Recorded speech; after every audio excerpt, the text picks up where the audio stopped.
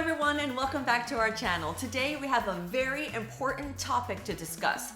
Is Florida unaffordable?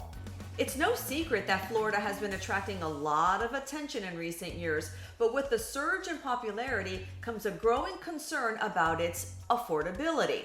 So in this video, we're going to cover the critical reasons behind the rising cost in our state.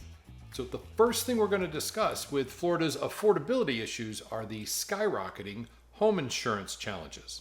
Florida is no stranger to natural disasters, especially hurricanes, which have caused significant damage and financial strain on insurance providers. And for anybody who's thinking of living on the coast, be aware that water damage, flood damage, and coastal erosion is a big challenge as well, something we don't experience down the spine of Florida or in central Florida. And here's something else that is not mentioned, but it's something that's really important as well, is something as minor as a hailstorm that has really wreaked a lot of havoc on insurance prices in Florida.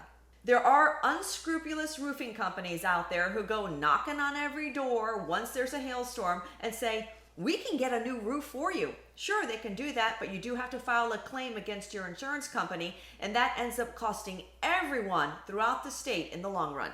But here's a little comfort for you. With the new law, those door knockers and scam artists, they can't really go out there anymore, so you can still find good insurance with the right insurance agent. And remember, in Florida, we don't pay income tax at the state level, which saves us, well over the $4,000 for our insurance. So there's a trade-off here that's a good one. We had an interview with an insurance broker that explains in detail all this, and we're going to place that video down at the bottom so you can get at it right away and get more information about what's going on with the Florida insurance process. This is also a great time to say that if you had subscribed to our channel, you'd already have that information. Yeah. So this would be when we say, hit the like and subscribe button. It would mean a lot to Jackie and I. And again, you'd have the information already. It's down below if you need it.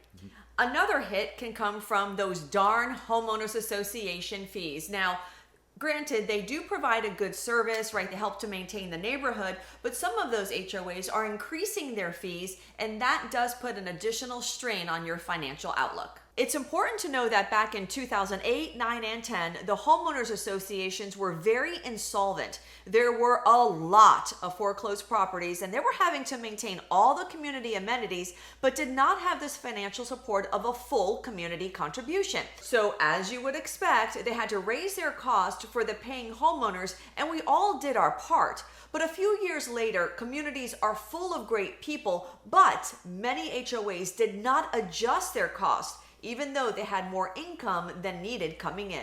This means they're actually charging more than they should.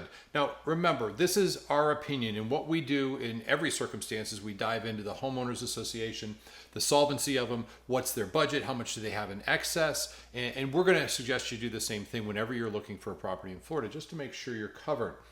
Thing is, though, as Jackie said earlier, they really do service us very well in the most part. We just want to make sure we've got the right one for you, and that it's not costing more than it should. And there are no hidden surprises. Thank you. Interest rates. They play a huge part in affordability. In the recent times, the interest rates have been incredibly high and on the rise due to various economic factors. This means that prospective homebuyers in Florida are faced with the challenge of dealing with higher mortgage payments, reducing their purchase power, and making homeownership less attainable for many. There is a silver lining, and that is that Florida properties continue to go up, which means while it's more expensive for an investment, it's still a good investment. So now let's talk about interest rates for a moment. And it's important to note that at the time of filming this video, it is August 2023, and our interest rates are about 7%. What I'm showing on the screen right now is a graph of the last 2 years based on affordability. We do this report every month, so once again, I'm going to tell you to subscribe to our channel so you can get this monthly report. Well, you'll notice that affordability has continued to climb in the latter part of the graph and is now over 50%. That means you need to have 50% or less of your income dedicated to your mortgage payment and any long-term bills like student loans or car payments. Anything higher than 50%, it is almost impossible for you to get a loan.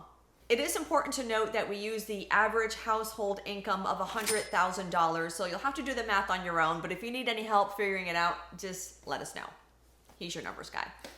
As we just mentioned, the housing prices in Florida are continuing to rise. The Florida real estate market has been experiencing a remarkable surge in prices, which is putting pressure on potential home buyers. Housing demand continues to increase, driven by a mix of factors such as our favorable weather, job opportunities, and an influx of people moving to our state. However, the increase in home prices, which is great, hasn't kept up with the increase in salaries. So the salaries aren't matching, which is making it very difficult for some of our residents to keep up with the cost of living here. Is Florida unaffordable?